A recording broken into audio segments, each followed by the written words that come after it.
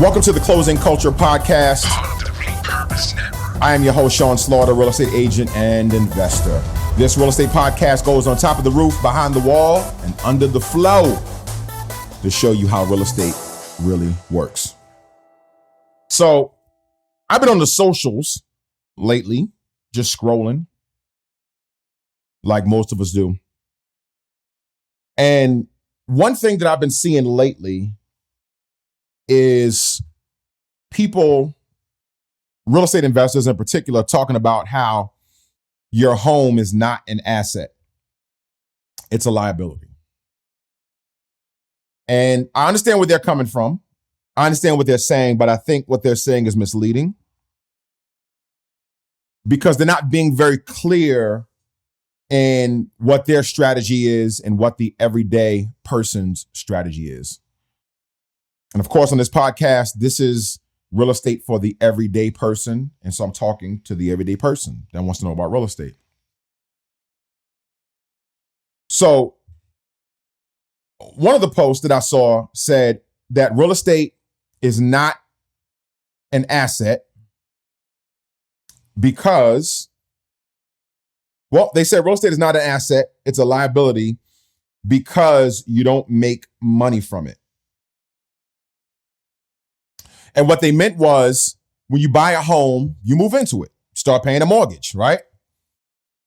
You accumulate debt, you start paying that debt down for that mortgage. And so let me kind of talk from their perspective just to show you what they mean. And so let me kind of talk from their perspective to show you what they mean and to kind of show you why they're a little misleading. I'm not saying that they're incorrect, they're just misleading because everybody has different real estate strategies. And if you're not well, let me put it this way. If you are a real estate investor where you're trying to buy multiple properties and different things like that, then what they're saying makes sense. But I'm talking to the everyday person that is trying to buy a home and live in it and have an asset that they can pass down to their kids or their kids' kids that they can hold on to and sell, downsize, put that money in retirement, whatever. So most of these guys do not believe that it's an asset because you can't rent it out. All right. And most real estate investors, like myself, I have 2 real estate properties. They're correct in that sense. I'm buying these properties so that I can create cash flow. I want somebody to move into the property. I want them to pay their mortgage. I want them to pay my mortgage. And the additional money that's left over from the rent that they're paying me, that's paying my mortgage, I'll use to, pocket. And I'm getting cash flow. So yes, if you buy a house as an investor and your goal is to build up a portfolio, which is my goal, to build up a portfolio of homes that are cash flowing, that are making money for you where you're not paying the mortgage, then yes, what they are saying is correct. But the reality is most Americans, or most people in general that are buying a house, are not looking to create a real estate portfolio. So their greatest asset is their home. And I'm doing the same with my home. I'm doing both strategies. I am investing in properties that I can rent out and create cash flow.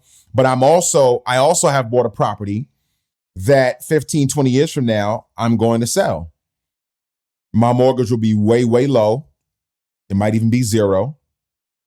And when I do sell that house, I will take that money. I will use it towards my retirement. I may, help my kids in an investment if they need it. They'll be old by then. I got 2 girls. They'll be older, married families, possibly. But that's what I mean, that it's a great investment for the everyday person because there's nothing in your life, not even stocks, not bonds. There's nothing in your life that you can say, I'm going to purchase, I'm going to hold on to. And when I sell, I can sell for $100,000. There's a family right now that is going through a divorce that I'm helping, and they have a few properties, and they've held on to their properties, 15 years. And when they cash out those properties and they sell those properties, and of course they'll have to divide the proceeds. But when they cash out on those properties, they're going to make about $350,000. Excuse me, about $400,000 from selling these properties. There's no other thing that you can do as a regular, everyday person. I'm not talking about your Elon Musks. I'm not talking about your Steve Jobs. I'm not talking about, the folks that are putting these posts up and they, have 350 properties and things like that. I'm not talking about that. I'm talking about the everyday person. There's nothing in your life that you'll be able to purchase and then towards retirement age, sell and cash out to that great of an extent. So that's why I say buying a home is a great investment. Number one, your home steadily increases in value year over year. A house that you have today is not worth what it was 10 years ago, definitely not 20 years ago, and definitely not 30 years ago. Imagine you bought a house back in, I'll tell you my story. I bought a house here in Virginia when I left New York. I moved here in 2002. At the end of 2002, December, I bought a house for my family. Me and my wife bought a house. House was $99,000. Now we're 11 years later, and that house is now worth $215,000. We did refinance the house, but even still that we refinanced the house, I think we only have maybe $115,000 left. So I have $100,000 of value in that house. And if I never refinanced it, that would be greater. I probably would have $150,000 of equity in that house. There's nothing that I have today. There's no asset that I have today that I can sell that would give me $150,000 in my pocket. Do you? There's no exclusive pair of Jordans. There's no old-timey classic cars.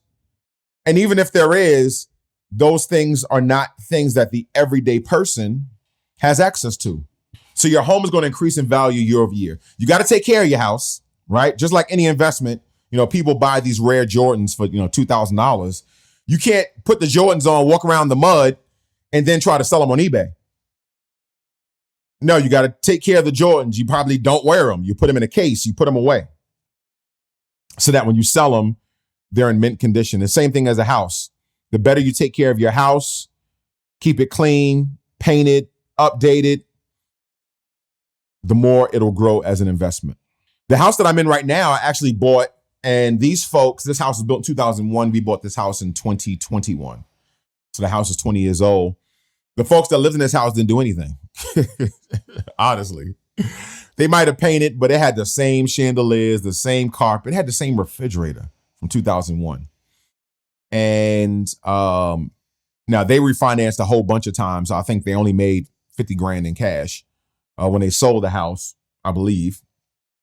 But if they didn't refinance, they probably would have made, I don't know, a smooth 150, 175, 175,000 in returns.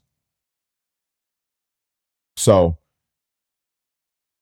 that's the first thing. Number two, it's an asset you can pass down to your children. This is why it's a great investment. Again, there are very few things that the everyday person can do to give their kids either a house or a lump sum of cash. Imagine you're 75 years old and you bought a house when you were 30 something. You've paid down the mortgage is paid off. Now you own the house. House is $300, $400, $500, $600,000, $700,000. And you pass that down to your children. And now they can take that and get a jump start on life. They can take it and live in it, save money on a mortgage. They can sell it and use it to buy a new house with a big chunk of money. They can take it, sell it. Shoot, they want to rent, and they can put it away in savings. They can invest it in stocks. Like, you really are giving them a jump, a head start into life. Or you can sell that house. One of the things that me and my wife plan on doing is selling our house and putting that money as part of our retirement. That's going to be a piece of our retirement money in addition to the investment portfolio. So our house is not cash flowing for us now, but it is increasing in value. Our house has value because of the equity that's in it. Just because something is not making you cash does not mean that you do not have money. Does not mean that that investment is not making money. Elon Musk and Jeff Bezos are billionaires on paper. It's not that they have billions of dollars in cash. It's that their companies are worth billions of dollars. So when they sell their companies and they sell their shares, then they'll cash out. And their goal is to build their companies bigger and bigger and bigger so that further and further and further down the road, their company just gets more valuable and more valuable and more valuable, which increases their equity and their equity and their equity in their company so that by the time they cash out, they can be worth, $1 quadrillion or whatever, right? So sometimes your money, a lot of times when it comes to some of these rich folks, their money is tied up in their assets, right? Not in cash, but in their net worth. In the same way as everyday people, we need to get into that game. We need to stop thinking about how much money can I make year over year by salary. That's cool, but we need to say, how many assets can I accumulate that will increase in value so that 20 to 30 years from now, I can cash that out and, use that money for whatever. I'm talking about the long game, y'all. The long game investment for regular folks. Lastly, and I'll end with this. This is one of my favorite reasons that I think that buying a home is a great investment. Number 3, it's one of the most intimate places family and friends can come together for enjoyment. Some families, and mine included, only come together when there's a funeral, right? Something bad happens, something tragic happens. But one of the most beautiful things is that you ever have like a coworker that you work with at your job, and y'all are really, really cool. Y'all usually hang out together, at your job, communicate more often than you communicate with others. And you have this friend, right? But then if you never invite that person to your home and you just kind of keep them as a work friend, when you leave that job, you might still be cool with them, but this happened to me. I guarantee you ain't going to talk to them as often because they're more of a work friend, and that's fine. But when you cross that barrier, that invisible line from work friend to friend, it's most likely because you've invited them into your home and a number of times, and you shared a meal with them. There's something different about sharing a meal with somebody in your home than going out to lunch or dinner with them. And so having a home that represents you, represents your vision, represents your family's vision, represents what you guys are about is a beautiful, beautiful thing. Having your kids grow up in a home, I love how my kids, with our first home is a 3-bedroom, 2-bathroom, the $99,000 home I told you that I bought. And we live in a little cul-de-sac. And so my kids talk about like growing up at that home, right? They talk about the friends that they have. They talk about playing in the backyard, the experiences with the neighbors. There's just something different about a kid's experience when it comes to growing up in a home. Now, me and my wife grew up in the projects, right? We grew up in the hood, project buildings and apartment buildings. And I think I was maybe in 5th grade when my parents bought they bought their first home. And they actually got foreclosed on that home because they weren't the best with money. But living at that home was a little different than living in the apartment buildings that we came from.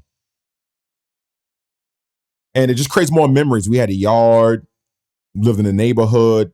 The neighborhood was pretty decent. Now, mind you, the home was literally right next to, it was in Queens, New York, and the home was literally right next to the Long Island Railroad. Like I can look out my window and throw a rock and hit the railroad tracks.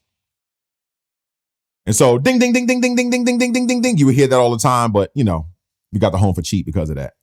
And the home was wood and had a lot of splinters and paneling. And so you really couldn't you had to walk around the house with like flip-flops or sandals or something like that, or sneakers. You couldn't walk around the house barefoot or you would get splinters. Nevertheless, right? I remember my room, the privacy that I had. It was just different than living in an apartment. You know what I'm saying? Especially as a family. More privacy. I don't know. It was different. And I appreciated that. And so it's an intimate place for family to come together. It's an intimate place for friends to come together. Relatives can come over for Thanksgiving. A lot of my first-time home buyers, when they're buying homes, one of the things they talk about is we need enough space for Thanksgiving because we want to have Thanksgiving at our house, right? Just something special about people coming up to your house. And even though you're going to fight and argue, there's still something special about it, right? All right. So that's why I think a home is a great investment. That's why I think it has so much value. I didn't even talk about environment. The environment is different living in a home when you own that home than when you're living in an apartment building or even when you're renting a home. All right. We rented a home for 2 years and it just felt different. I didn't feel like I owned it. I felt like I was on somebody else's property because I was. And there's something different in ownership. And you know this, like when you work at a job, it's different when you're told what to do every single minute, every single day, than when you have ownership over your job and you have creativity and you have input.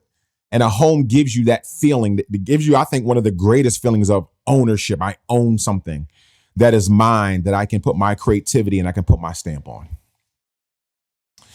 So that's it, folks. Thanks so much for listening. This is Closing Culture.